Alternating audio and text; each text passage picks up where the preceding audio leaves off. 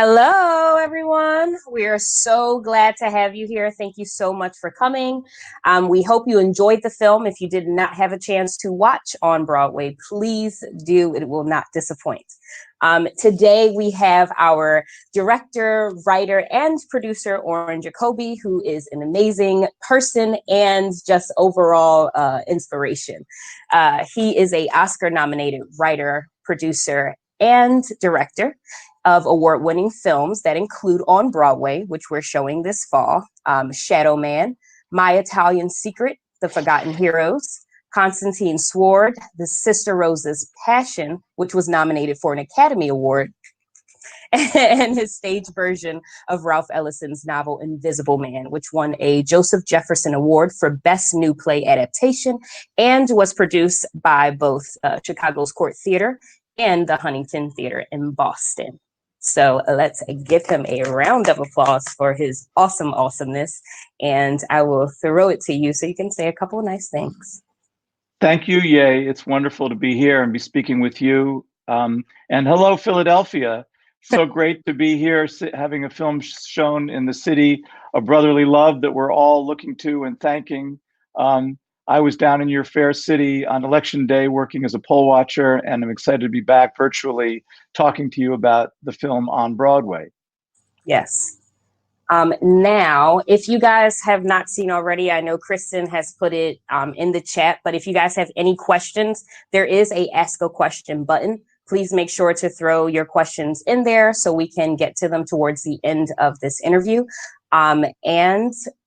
Without further ado, we shall jump right into it. Now, I know I've already said this to you, Oren, but I was talking to him before we jumped in here with you all and just saying what I really loved about On Broadway is it's such an inspiration. And I am an actress myself. So for me, just watching the way the story unfolds through history, you know, from beginning to now, is just such an inspiration.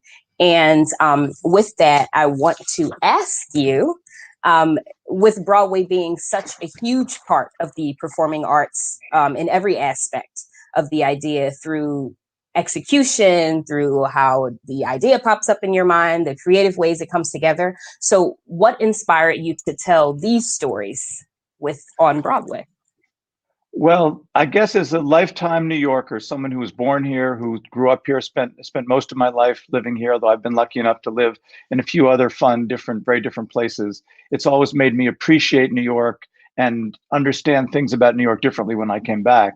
But in making this film, I think the real thing that hooked me and made me want to tell this story and make this film was a discovery that, having lived here all my life and gone to Broadway plays and been a theater lover and worked in the theater, I still didn't really know until, this relatively late in my life, that there was kind of a story. There was a narrative about Broadway that traced kind of the life of my generation.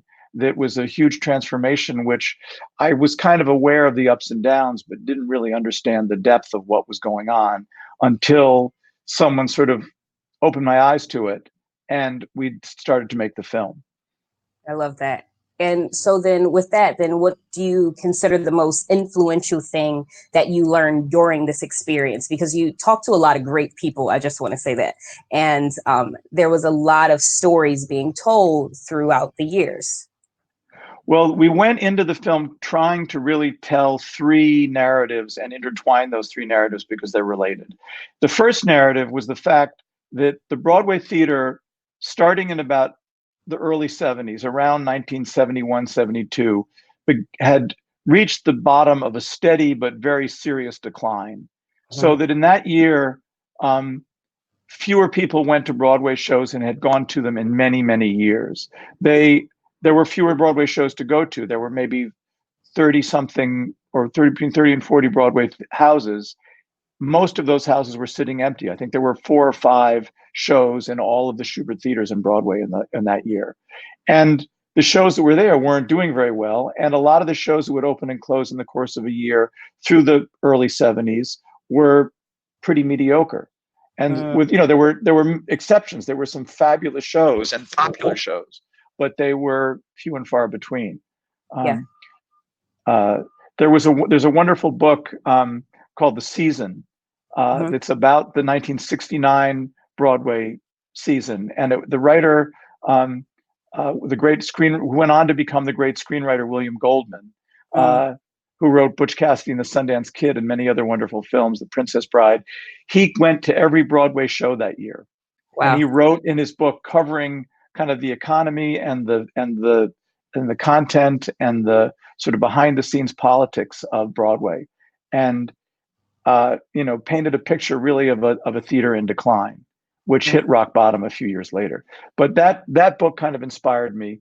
But the other narratives that we wanted to show, so I said it hit. That's the beginning of the story. Is that it hit rock bottom. The rest of the arc that people who are about to see in the film, if they haven't watched it or have seen, if they understand, if they've seen it, is that beginning over the course of the next 10 to 15 years, it began a comeback, which was, there's a number of things contributed to, but the comeback built until the 2018-2019 season, which was the year we made the film, was the most successful season Broadway ever had. It was financially the biggest box office ever. More than 15 million people went to Broadway shows. The revenues were near $3 billion, I think. And that doesn't begin to count all the money that Broadway brought in to New York City. People spend on hotels and restaurants and all the other businesses around Times Square and around the city. And it really drove a tourist industry, which made Times Square, again, as it had been maybe in the 20s and 30s, sort of the crossroads of the world. It was, as it was nicknamed back then, which it hadn't been for a long time. I mean, in the 70s, as we show in the film, people were scared to come to Times Square. Tourist buses would come. They were supposed to go see a Broadway show and a matinee and then go tour New York. People would get right back on the bus after the show was over because they were scared to go out in the streets of New York. So that was the first narrative, the sort of the comeback story. The second narrative was about how Broadway, in the 70s, when our films start, the creators of Broadway theater were a fairly narrow slice of, represented a very narrow slice of the American population. They were men. They were, more middle-aged than young, middle-aged and older. They were white, and minorities were less represented than in some other, parts of American society. I mean, the one minority that did well on Broadway, partly because it was in New York and because there'd been a tradition in this community for theater, was the Jewish community did fairly well on Broadway.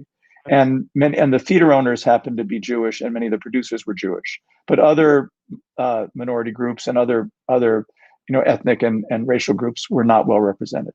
And over the course of this comeback, over the next 50 years that we trace in the film, the Broadway becomes more and more representative of America. It looks more and more like the rest of the country, and that is in terms of race, ethnicity, sexual preference, and all these areas, which both the artists and the subject matter of the plays and shows changed, so that it began to be about all kinds of different subjects. And then the third story, which I sort of loved and was the biggest surprise to me that we also show, is I've always been kind of a snob about the theater. I went to drama school. I'm partial to plays. I love the old musicals, but I'm not as fond of all the newer musicals. I love the musicals from the golden age of Rodgers and Hart and Rodgers and Hammerstein and Gershwin and Cole Porter and Lerner and Loeb. Anyway, but I'm sort of a theater snob, and so I kind of had an attitude growing up as a kid in the 60s and 70s, and then going to the theater in the years since then. I sort of had this idea that the big smash hits on Broadway were commercial, sort of run-of-the-mill fare created for the widest general public, and that they weren't, I was sort of a snob about it. And what I learned was that rather than these being sort of the safest, most commercial choices by producers, if you look at the biggest hits in the last 50 years, all of the shows that were the groundbreaking shows, which we trace in the film on Broadway, each one of them was an immense leap of faith, was a bold experiment by the creators and was a leap of faith by the producers and theater owners that they would take a chance and often give their biggest house to a show which was breaking new ground. And that it was really risk taking and experimentation more than commercialism and conservative, going with a sure thing that marked the big Broadway successes. And, I can tell you more about that if you have, thoughts about it. But so those are the three stories that I was really interested in following and that were exciting and drew us in. And then, we those outline ideas that we started out with were borne out by the stories told by the wonderful actors and producers and directors and playwrights that we interviewed. They all supported these stories by their specific anecdotes and insights about the plays and the musicals that they worked on. So that made it, very exciting for us that we sort of had this hunch that these stories were there, and then to be proven that it was true was really great. Yeah, I love that. I think you guys represented that very well, all 3 points. You definitely get to see them kind of unfold and grow and change over time. And I notice in the film, too, we talk about during the late 60s, early 70s, there's a huge plummet in sales in Broadway, which you kind of touched on in your points.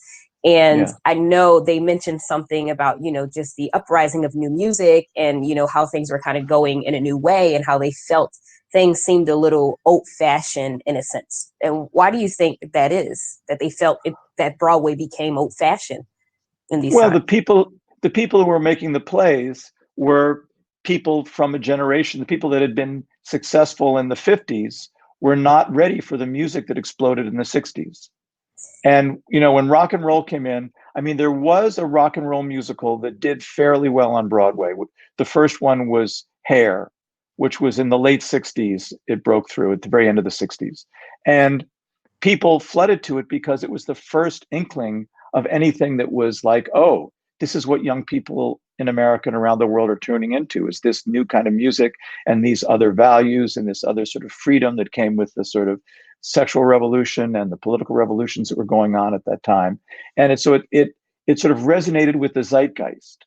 Mm-hmm.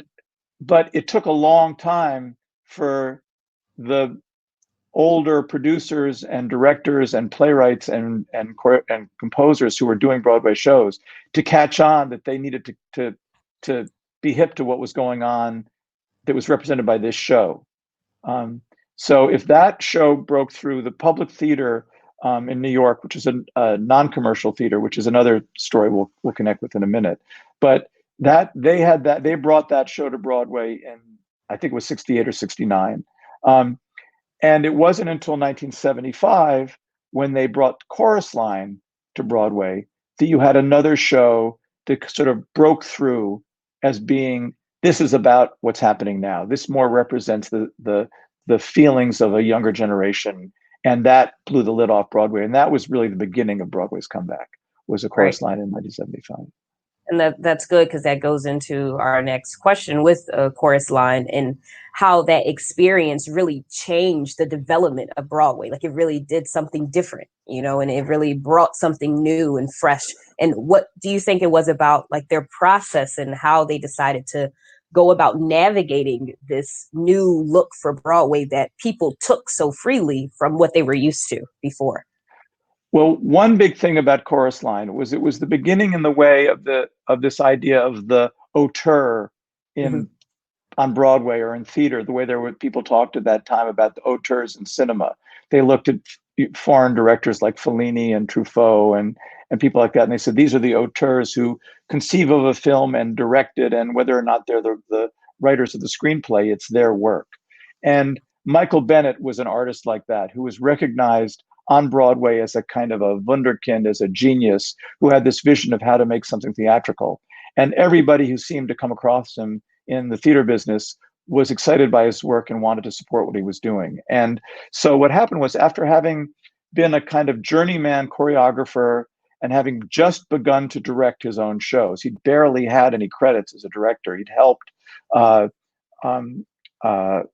Prince do the musical Company, really as a choreographer, who then, because he had done so much to shape the show with his choreography, Hal Prince gave him a co-director credit. But then Joseph Papp, who ran the Public Theater that I mentioned before, which was a nonprofit off-Broadway theater it's located then and still down in Greenwich Village in New York. Joe Papp said to him, "Come and do something for us, and we'll give you, sort of carte blanche." And he gave him, I think it was in those days, it was a lot of money. He gave him like $100,000 and said, "You develop this." All that Michael Bennett has. Well, we tell the story in the film. Yes, I won't tell the whole story, but what that marked was a breakthrough for an individual with a vision being able to have that vision realized as a Broadway show. But the other big difference was that before a chorus line, commercial producers on Broadway had the expense and the responsibility of finding the material and developing the material. And the way they did that was they would have a reading in a Broadway theater. They would collect actors on a stage in a Broadway theater, and they would read the play.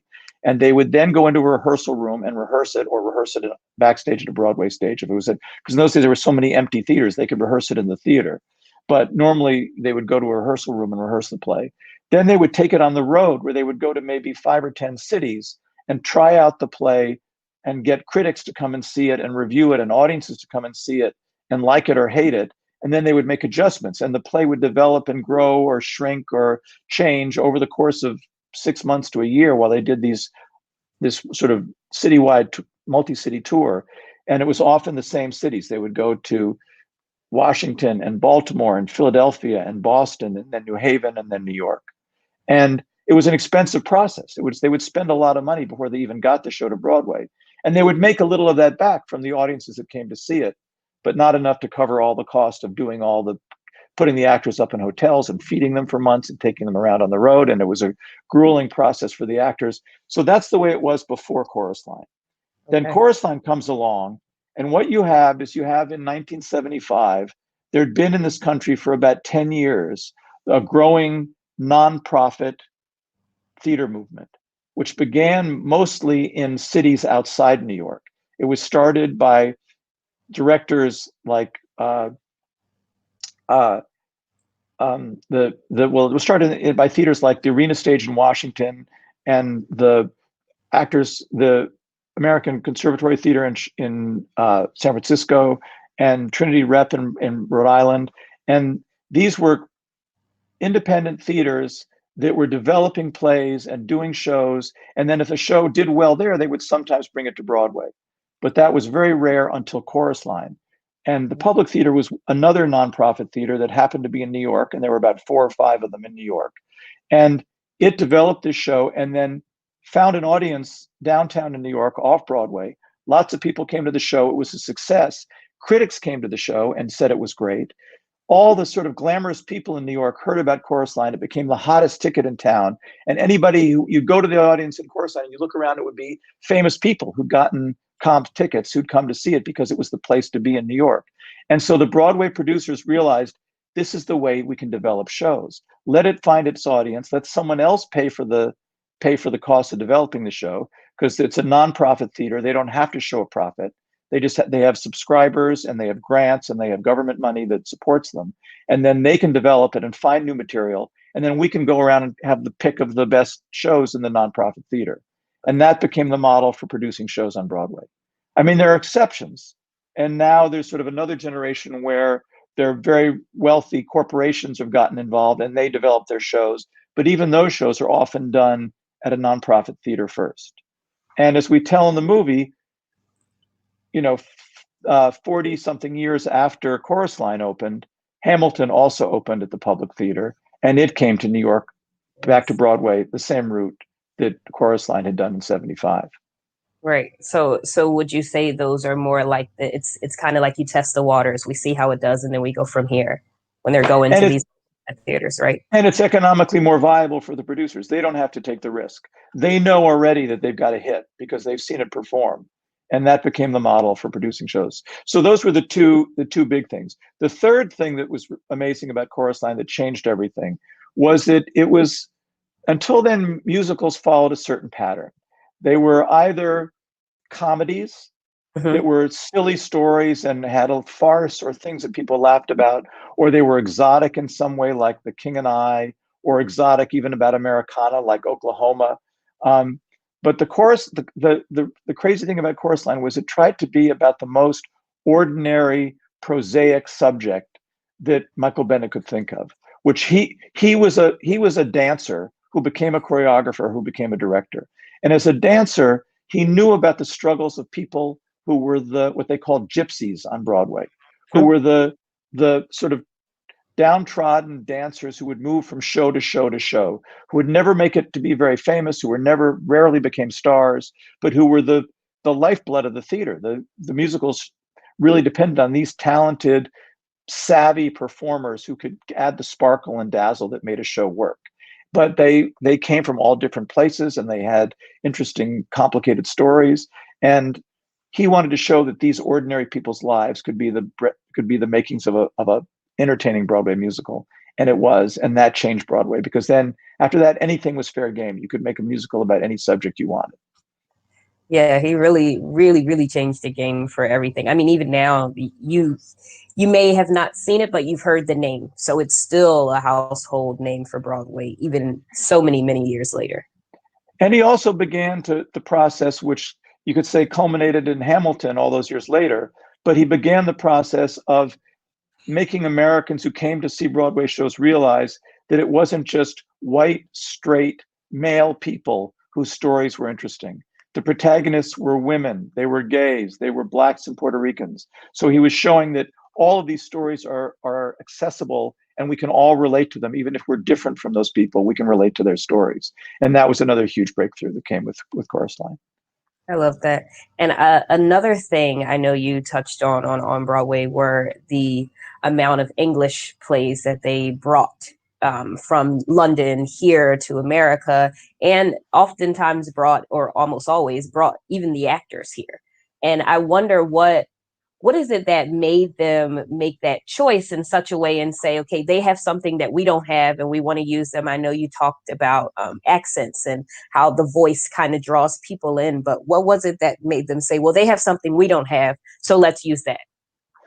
Well, in a way, we cheat a little bit in the film in that we show this as something that was a breakthrough and original. It's something that had been going on for a long time in Broadway. There'd always been a tradition of bringing hits from London, from the West End of London to Broadway, and that there would be stars made, great English actors. Laurence Olivier appeared in plays in the West End and then would come to Broadway. And he had his debut very young, I think in his 20s, in a play that transferred from London. But in the 70s, American, in this period we talk about where American plays and theater was really struggling and Broadway was struggling, they were so desperate that they really counted on London to supply them with hits, because there weren't good plays and there weren't enough playwrights who were really living up to what the expectations were of Broadway audiences and Broadway critics who could be really tough. And there was also a certain snobism about the critics and about the audiences, where they thought plays from Britain had class. And it's certainly true that there are certain traditions in England which don't exist here, of theater being in some ways the ultimate goal of actors.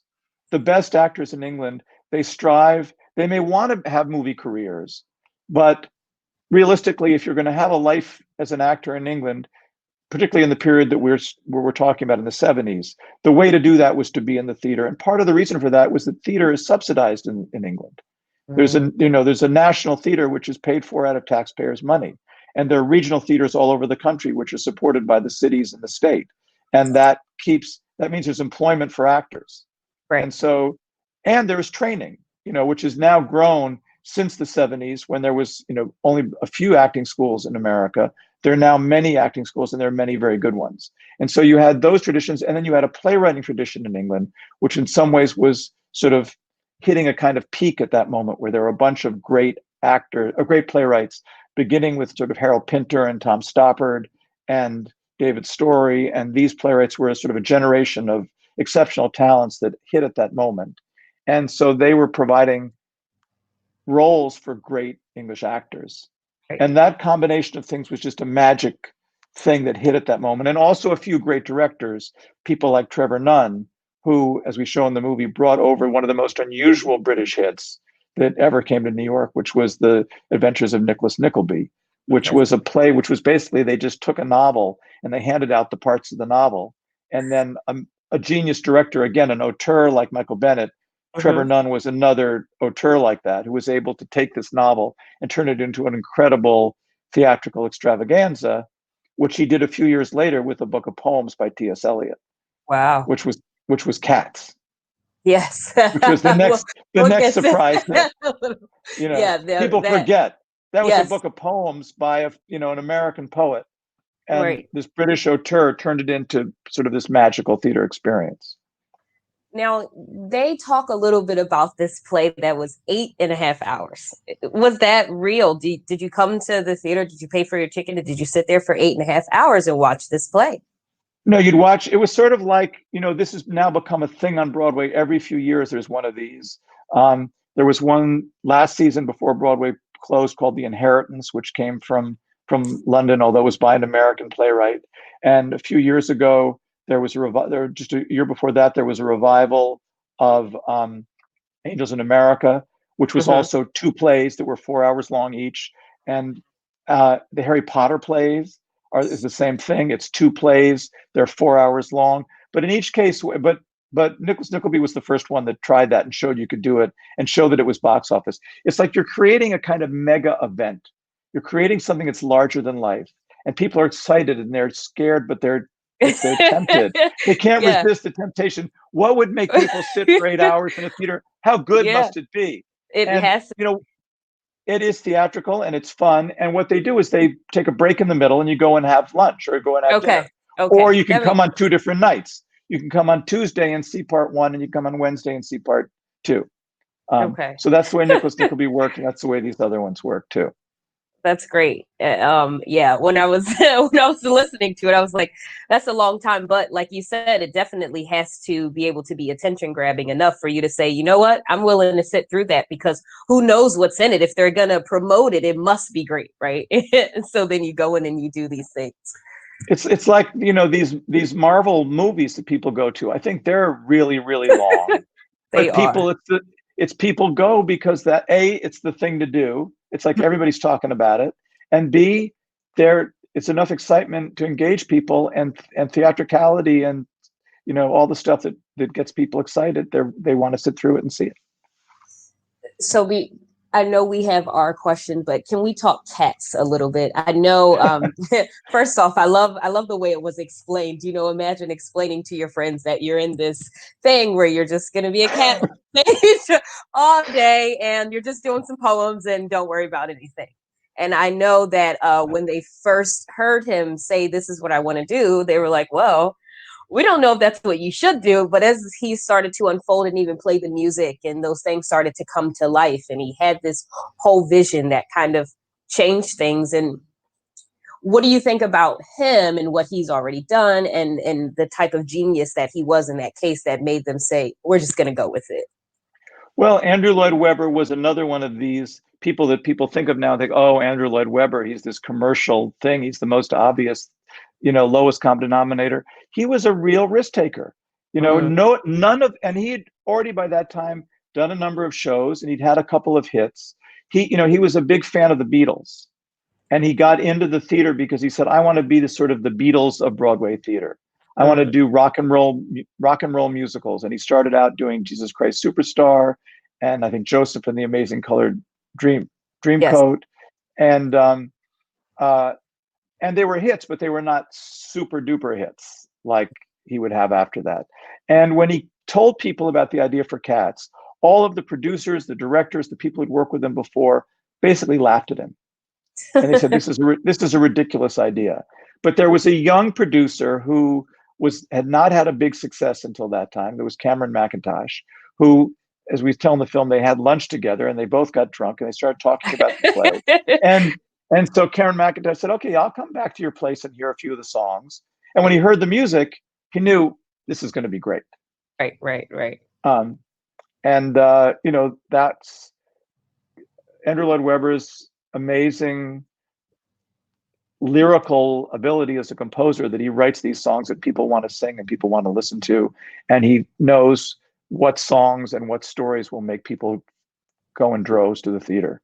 And he sustained that for a long career, Yeah, and So even he's great now, a figure. it's still a big deal, and they've made it into film, and there's so many different things happening with it, and I think that's great. And That being said, I mean, there were some effects of Cats which not everybody was crazy about.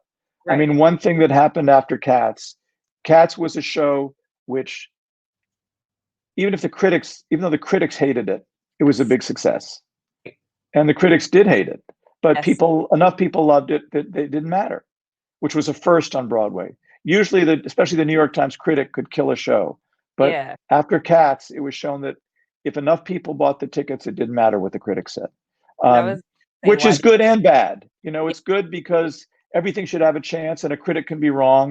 On right, the other hand, like critics, it's important for us to have critics who sort of maintain that there is some quality, and it's not just money making that's important, but quality is important.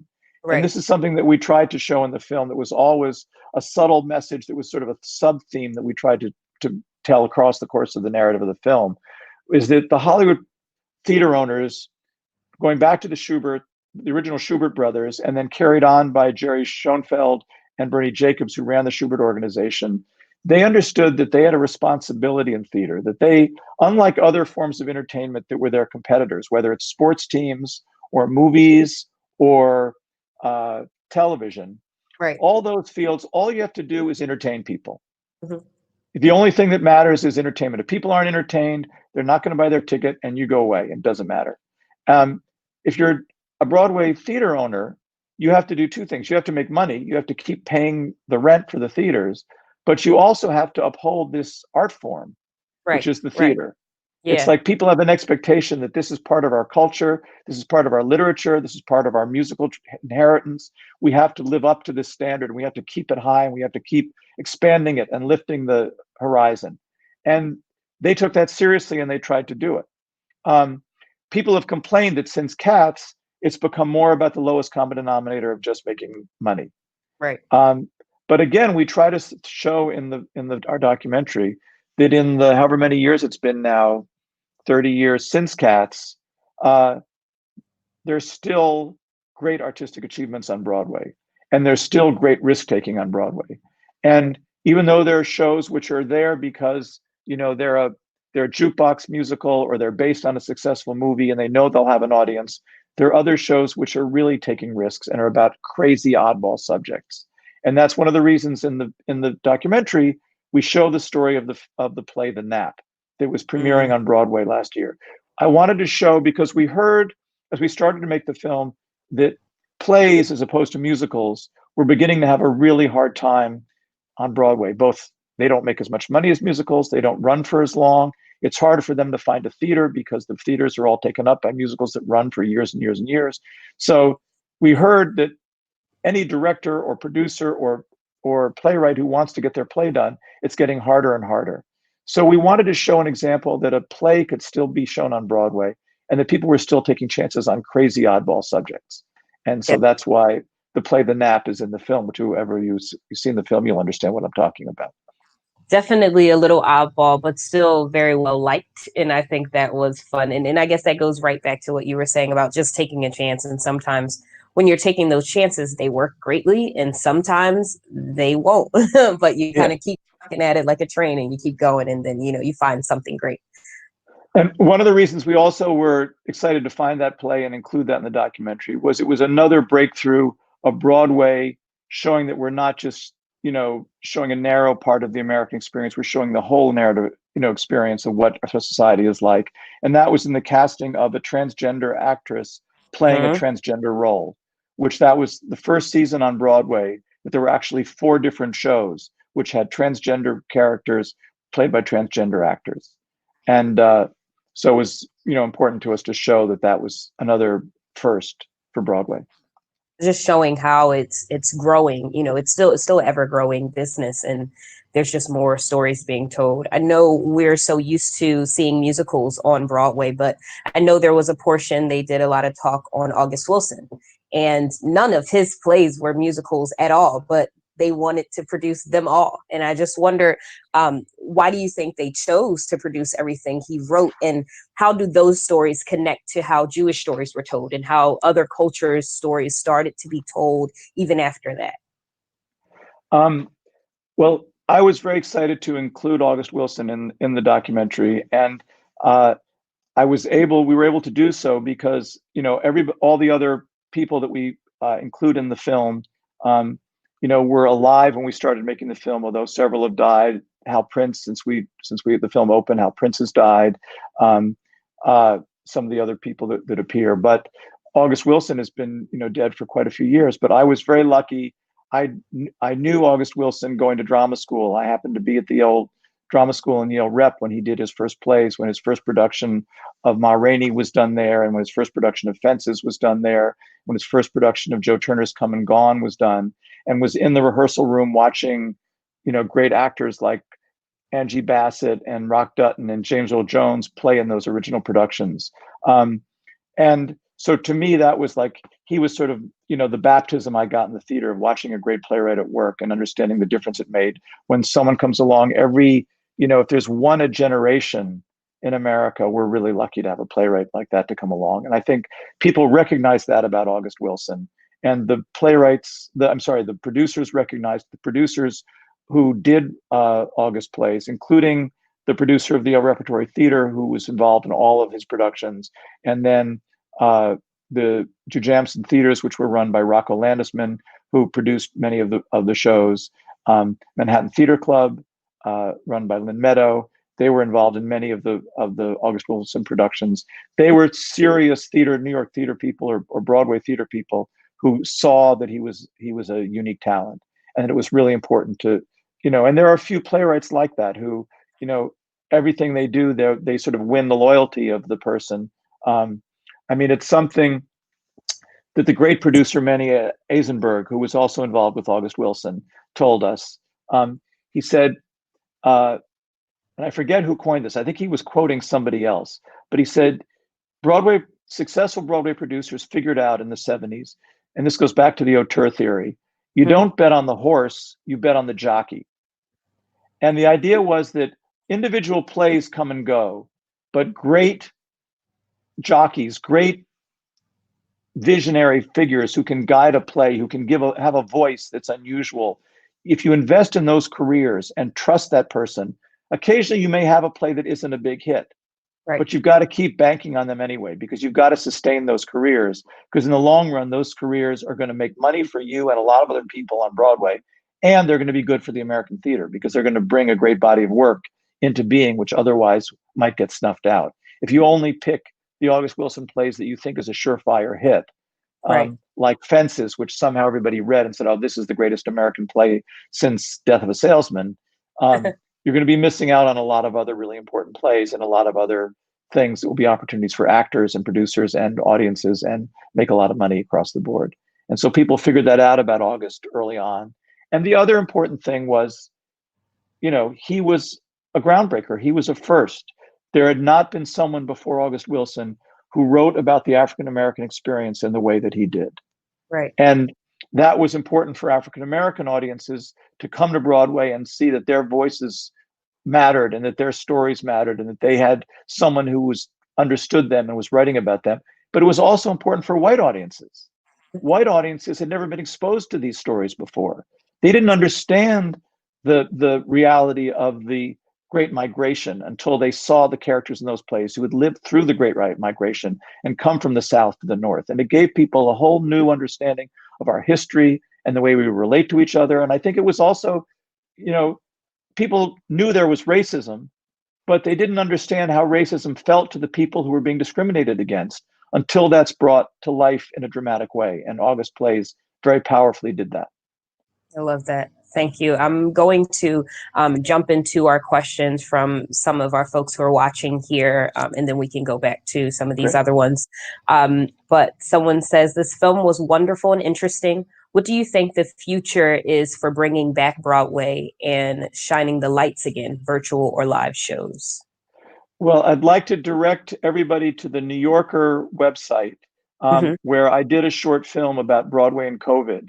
that's called "Give My Regards to Broadway." And I Uh-huh. think you can Google that. You can do "Give My Regards to Broadway New Yorker," or you can do "New Yorker Broadway and COVID." And it's a short film, but it shows, how devastating this pandemic. I mean, it's been devastating for our whole country, and it's obviously a tragic, event in the lives of many, many Americans, and it's, cost, you know, so many hundreds of thousands of lives already, and there's the danger that we're entering another really scary period. But for Broadway, it's an existential threat. I mean, Broadway shut down last March, and nobody knows when Broadway will be back, and if it comes back, what it will be like. Yeah. I mean, I think people are hopeful that a vaccine will make it possible, that once there's testing and contact tracing, and once there's a government in place that really cares about this disease and is taking steps to prevent it from spreading, there will be ways to halt the spread, and that will allow businesses to slowly reopen. And I think the theater business will be one of those. But in the film, we show just how the Broadway community is experiencing it. And obviously, when you're not making any money, and nobody connected to Broadway has made a nickel since the show's closed. And all the producers had invested millions and millions in new shows, which haven't even opened yet, and they've lost all that money until, for at least for the moment, it's in the red. It's a scary time. So, but we show in this New Yorker short film how the community is banded together, and places like the Actors Fund is reaching out to support the members of their community who've been the hardest hit. And the Broadway community is rallying around to help other people. There's a great thing called Broadway Loves Bellevue, where they're raising money among Broadway actors and Broadway people who are chipping in money for this was during the most extreme early days of COVID in New York City, to buy meals for the emergency room in Bellevue Hospital. So that every night those emergency room staff, the doctors, the nurses, the techs, all got their dinner paid by these Broadway performers and behind the scenes people who were supporting them. So it's really a story about New York coming together and the people in the Broadway community coming together to try to, get through this tough time. And I think we all just have to be hopeful. I mean, someone asked me to write a little thing about this as a follow-up, and I did some research and discovered that in 1603, the bubonic plague hit London, Right. and all of London closed down, and Shakespeare's Globe closed down. The same thing happened. There was a second wave a few years later, and they closed down again. And although the Globe wasn't performing and Shakespeare didn't have plays to put on, during those years when the Globe was shut down during the plague, he wrote his greatest plays. He wrote Hamlet and King Lear and the Scottish play and Anthony Cleopatra and some of his great comedies. And it was, because he couldn't be out performing and doing the old plays, he had to write new plays. So I think a lot of people in the theater are taking this time to develop new, exciting works. And I think we can look forward to some fabulous new stuff when Broadway does come back. That's going to be amazing. I will say, walking down the streets of New York, going past 42nd, where the theaters are, is a little sad because, the lights are still there, but, the doors are shut and you don't see anyone and no one's at the box office. So just a really different, but I love what you just about how just that breakthrough. And I think that could definitely be the case, that everyone's working secretly. And when the time comes, boom, we're going to have an explosion of wonderful things. Someone else wants to ask you, Oren, what's your favorite Broadway musical?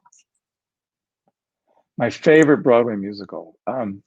That's really tough. I mean, because I do love a lot of the, classic ones. I mean, I think, that my two favorites are maybe the two that I grew up listening to, probably because they were my parents' favorite ones. And I had the records. And I remember when I was like literally 2 and 3 years old, up until the time I was about 8 years old, I would hear them and play them all the time when I got to be old enough to run the record player myself.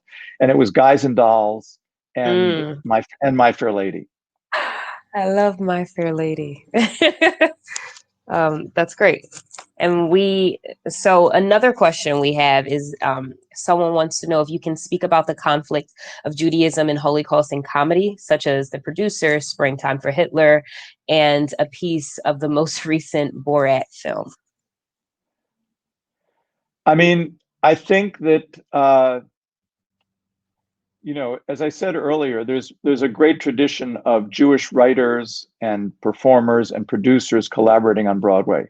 And while they've always been a presence there, I think the ability to talk about issues that matter to Jews is often difficult, and that they've had to find ways to do it that were indirect and couldn't cause direct attention, because they were in a commercial enterprise, and they that wasn't always going to be popular to talk about issues that Jews had, or to talk about the idea of having a piece of entertainment about the Holocaust was almost unthinkable, particularly for the generation right after World War II, who'd experienced it, who would have been exposed to the first images and understanding and accounts of what had happened. It was almost unthinkable to translate that into something that was entertaining. And I think, what Mel Brooks understood, both in the movie of the producers and then in the musical of the producers, is that part of what makes comedy work is when it's outrageous, and it's the more outrageous it is, in some ways, the funnier it is. Sure. And so he was trying to, in some way, push comedy to that point of being so outrageous that it almost offended people. But if you look at what he's really saying, he's talking about hypocrisy. He's talking about people who are willing to, he's making fun of people who think the Holocaust is funny. Right.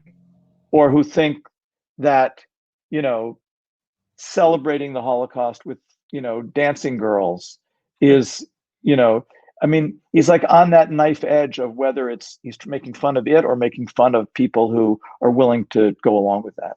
And I think it's the same thing with Borat. You can say Borat is tasteless or offensive or, goes overboard, but that's sort of the point. He wants to show people how ridiculous, how offensive, how absurd it is that there are people in the 21st century who still feel about Jews the way he shows in some of the real some of the stuff in the Borat movie is staged, but some of it is real documentary footage. And the stuff that you see of people being offensive about Jews and Judaism in that film are just so astonishing that that's part of America that it's hard to believe. And yet, when you have leaders who encourage people to be intolerant and to foment hate, it's not surprising that we live in a society where things like that happen. Yeah.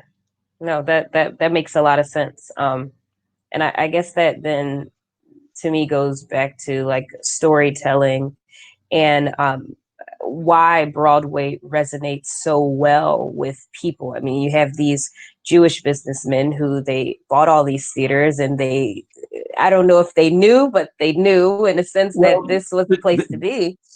They didn't buy the theaters; they built the theaters. Oh yeah, the Schubert brothers, right? The Schubert brothers and the people in Broadway. They created Broadway. That was really a creation of the Schubert brothers, who started out as three brothers in the early 1900s. Who Broadway, the New York theater existed mostly down around where Macy's is today in the 30s on Broadway, and before that had been down around Union Square. But in the turn of the century, about the time that the New York Times put its headquarters up on 43rd Street, there was the beginning of this idea that this could be a new neighborhood that would be a draw for people in New York. And so the Schuberts moved their theater, which had been down in Herald Square, and they moved it up to Broadway. And Oscar Hammerstein had built a theater on 42nd Street. And then these other, slowly other theater owners joined them. But over the course of the next 50 or 60 years, until the period we start our film at in 1968, 1970, it started to go downhill. They've been steadily growing until they dropped off. Right. And I think that's just amazing what's been created, because I think that the start of it is maybe where it is today, like where they thought it could go. And then you always have that middle part of life where it kind of can be rocky, and that's how the theater was. And then you come back and you hit it hard and you take a couple chances and things start to change and grow even more. Well, it's always a kind of up and down cycle. Even although Broadway steadily grew in the period, the 50-year period we showed, that growth happened in increments where it would go up a bit and then go down, and would go up a bit and go down, and would go up a bit until it reached the peak that it reached in 2019. And what do you think Broadway tells as a story for us as Americans and how we kind of see theater and everything? Well, I mean, the wonderful thing about Broadway is that it it's the place for where that puts a premium on excellence. It's like if you're a great entertainer, a great actor, a great writer, a great director, a great Right. designer, you aspire to have your work seen on Broadway because it has this reputation as the pinnacle of an art. I mean, it's like if you're a filmmaker, you know, what's the greatest thing you can do as a filmmaker? Well, I guess it's to get an Oscar.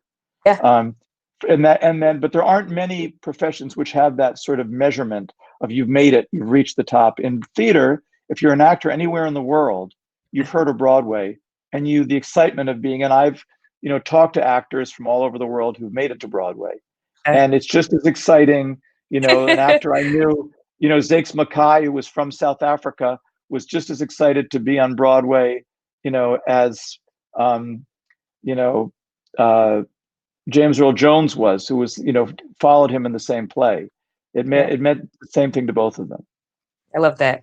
And with Broadway, I know now we're moving into, and in the documentary talks a little bit about how there are so many big name actors that they're putting on Broadway, and oftentimes they say, sometimes without that name, it could hit or miss. So, do you think that there will be conflicts or hardships for up and coming actors who maybe aspire to do these things? Do you think, like, what will it take for them to be seen in these platforms amongst these great actors already? Well, I think, first of all, I mean, the thing about Broadway that everybody has to understand and recognize is that it is a business. And it is a very competitive, entertainment is a very competitive business. And as long as people can spend a lot less money and go see a movie star in a movie, or see it for nothing on TV, or whatever the subscription cost to Netflix, it's not as much as it costs for a ticket for a Broadway show. And Right. so if they're going to get those people to come see the shows, producers have to be realistic, and they understand, they know by now that having a star, particularly in a play, which again, it's harder to get people to come see a play than it is to come see a musical. If it's a musical, they don't have to be stars. Right. The musical experience makes the experience, and that's what people are drawn to. If it's a play, it used to be that certain playwrights had the reputations, like an August Wilson. Many of the great actors we know today had their first experience in August Wilson plays, but they weren't movie stars before they were in his plays. Nobody knew who Angela Bassett was when she was in her first August Wilson play. No one knew who Lawrence Fishburne was when he was in his first August Wilson play. No one knew who Samuel Jackson was when he was in his first August Wilson play. They're now among the most popular movie stars we have. But so it works, but it still works that way. It still works that Broadway is an incredible place where talent is developed and discovered. There Right. will always be parts where young actors come along. I didn't get to see Jagged Little Pill when it was on Broadway, when Broadway shut down. It was one of the sort of musicals that was sort of, I guess it's up for a bunch of the Tonys this year. But apparently there's an actress in that who has one song in the second act. And anybody who saw the show said, she's going to be the next biggest star. She Yes. just stole the show and knocked everybody out. And Broadway still works that way. Right. But for actors, I mean, I think it is a difficult challenge. And as I said before, the fact that there are, to some degree, getting to be fewer plays on Broadway, there are fewer opportunities for actors to develop. And it used to be that there were enough plays, as opposed to musicals, that you could slowly build a career and working in Broadway and get to be better and better. And then you'd get discovered by film agents, and you'd get to be in movies. And then you could come back to Broadway if you wanted to. It's getting to be a little harder to get that experience. Fortunately, there are still, some nonprofit theaters, but they're also going through hard times and are doing more things to make money. And so you don't have the same opportunities. But I think it's something we have to look to.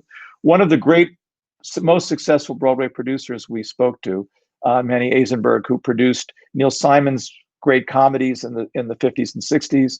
He produced Rent Yes. when it was, the big hit in Broadway in the 90s. He was one of the producers of Hamilton. He Yes. has been a genius of picking these risk-taking shows that are successful. He is really worried about Broadway because he thinks there aren't enough opportunities for great actors. And he thinks that somebody should organize like Britain does, like France does, like a lot of other great, countries that love the arts do. We should have a national theater in America, which is subsidized by the government and supported by movie stars who are willing to come and work for less pay, for minimum wage, minimum actors equity fees, to come and be in plays and work with young actors, so that young actors can learn from working with our best actors who've gone on to make successful careers in Hollywood, and they can give back that way, and we can sustain the theater that way. Whether Yeah. that is the dream that will ever, I mean, they've been talking about a national theater in America for my whole life, and it never happened. But I think we can aspire. Yeah. Well, as we wrap with what I will ask you, my final question, I just want to thank everyone for coming out today. Again, if you guys have not watched On Broadway, please do. It will not disappoint. Oren is amazing.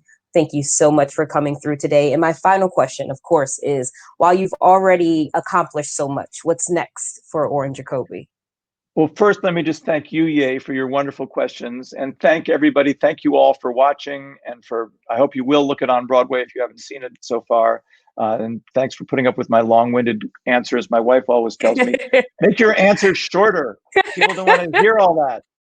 So thank you for hanging in there.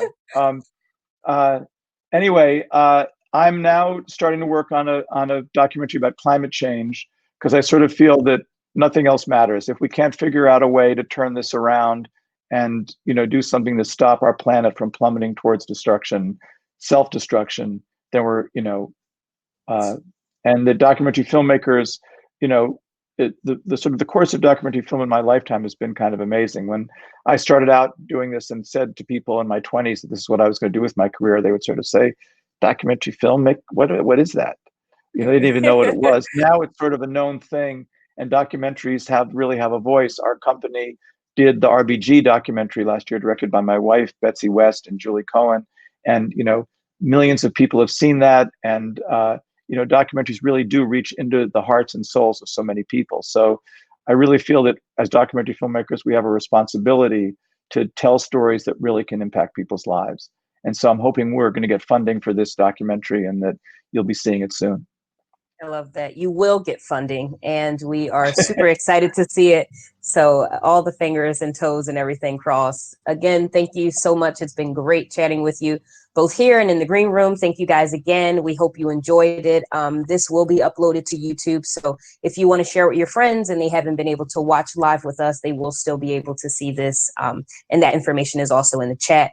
Thank you guys again so much. And we will be ending our broadcast. Have a good night.